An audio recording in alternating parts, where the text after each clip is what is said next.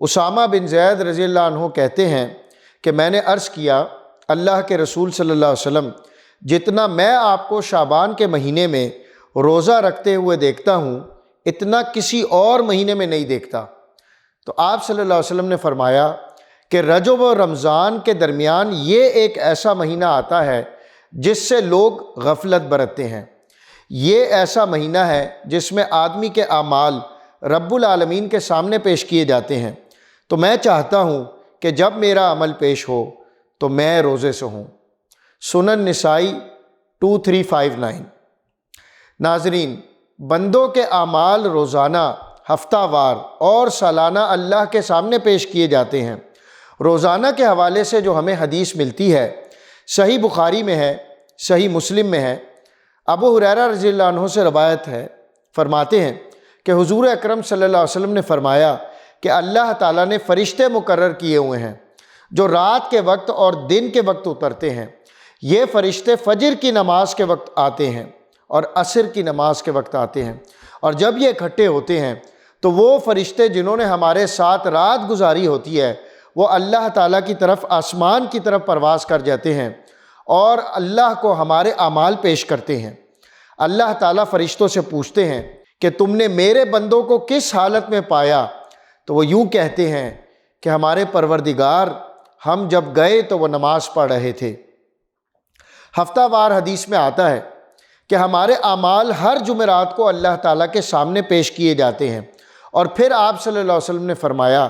کہ صرف اس شخص کا عمل قبول نہیں ہوتا جو قطع رحمی کا شکار ہو، اور پھر تیسری قسم جو میں نے عرض کی، شعبان کے مہینے میں ہر سال اللہ تعالیٰ کے سامنے ہمارے اعمال پیش کیے جاتے ہیں۔ ناظرین، جو شعبان کا مہینہ ہے اس میں ایک مشہور رات آتی ہے جسے ہم شب برات کے نام سے یاد کرتے ہیں۔ یہ شعبان کی 15ویں رات ہے۔ اس کی فضیلت کے حوالے سے بہت سی احادیث آئی ہیں، لیکن حقیقت یہ ہے کہ ان میں سے کوئی حدیث ایسی نہیں ہے جو صحیح حدیث ہو، بلکہ تمام کی تمام احادیث جو شب برات کے حوالے سے آئی ہیں وہ سب ضعیف ہیں۔ لہٰذا ہمیں اس بات کا دھیان رکھنا چاہیے کہ ہم کہیں کسی ایسے عمل میں نہ پڑ جائیں جس کا حکم نہ اللہ نے دیا ہو اور نہ اس کے رسول نے دیا ہو، بلکہ حکم یہ دیا گیا ہے کہ اگر کوئی ایسی بات ہو جس میں آپ اختلاف کا شکار ہوں تو اسے اللہ کی طرف اور اللہ کے رسول کی طرف لوٹا دیا جائے۔ ارشاد باری تعالیٰ ہے کہ اگر آپ کا کسی چیز کے بارے میں اختلاف ہو جاتا ہے تو اس اختلاف کا فیصلہ کون کرے گا؟ اللہ کرے گا اور اس کا رسول صلی اللہ علیہ وسلم کریں گے۔ یعنی آپ قرآن مجید میں دیکھیں کہ جو مسئلہ ہے جس میں ہمیں اختلاف ہے کہ کیا اس کا ذکر قرآن مجید میں ملتا ہے یا نہیں ملتا، یا اس کا ذکر صحیح احادیث میں ملتا ہے یا نہیں ملتا، تو جہاں تک اس رات کا تعلق ہے جو کہ 15ویں شعبان کی رات ہے، تو اس حوالے سے ہمیں قرآن مجید میں نہ کوئی حکم ملتا ہے، نہ کسی صحیح حدیث میں ایسا کوئی حکم ملتا ہے کہ اس رات جاگیں یا اس رات آپ عبادت کریں یا اس رات آپ کوئی خاص قسم کی نماز پڑھیں۔ ایسی کوئی صحیح حدیث نہیں ملتی۔ یعنی بہت سی احادیث ہیں لیکن وہ ساری کی ساری بہت ضعیف ہیں جن پر عمل نہیں کیا جا سکتا۔ اس طرح ہمیں ایک اور حدیث ملتی ہے جو صحیح حدیث ہے، جس میں حضور اکرم صلی اللہ علیہ وسلم نے فرمایا ہے، اور اس میں آپ صلی اللہ علیہ وسلم نے ہمیں ایک قاعدہ دیا ہے اور ایک قانون دیا ہے۔ آپ صلی اللہ علیہ وسلم نے فرمایا ہے کہ جو شخص کوئی بھی ایسا عمل کرے گا جو ہمارے حکم کے مطابق نہیں ہے، تو جو ہمارے طریقے کے مطابق نہیں ہے، تو وہ عمل قبول نہیں کیا جائے گا بلکہ اس کو رد کر دیا جائے گا۔ تو جس کا ہمیں خیال رکھنا چاہیے کہ ہم جو عمل کر رہے ہیں کیا وہ سنت رسول صلی اللہ علیہ وسلم کے مطابق بھی ہے یا نہیں ہے۔ علماء نے 2 شرطیں بتائی ہیں کہ کسی بھی عمل کے، کسی بھی عبادت کے قبول ہونے کی پہلی شرط یہ ہے کہ وہ عمل خالصتاً اللہ تعالیٰ کی رضا کے لیے ہو، یعنی ہماری نیت جو ہے وہ اللہ کی رضا حاصل کرنا ہو،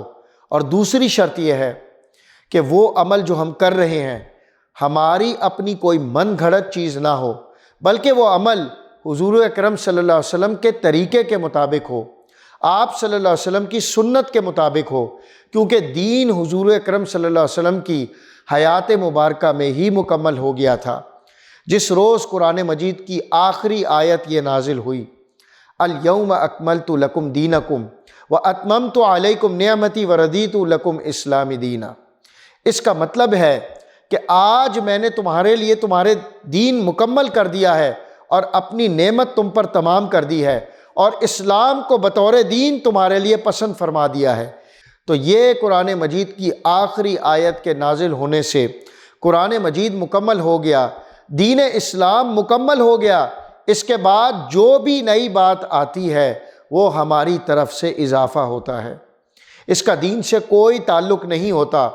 ہمیں تو بہت خیال رکھنا چاہیے، بہت دھیان رکھنا چاہیے کہ جو اعمال ہم کر رہے ہیں کیا واقعی وہ ہمارے دین کا حصہ ہیں، یا ہم اپنی طرف سے انہیں دین میں ہم نے ان کو شامل کر لیا ہے اور ان کا دین سے کوئی تعلق نہیں ہے۔ اللہ رب العالمین سے دعا ہے کہ ہمیں قرآن مجید جو کہ اللہ کی کتاب ہے اس پر، اور سنت مطہرہ جو کہ اللہ کے رسول صلی اللہ علیہ وسلم کا طریقہ ہے، اس پر عمل کرنے کی توفیق عطا فرمائے۔ وآخر دعوانا ان الحمد للہ رب العالمین۔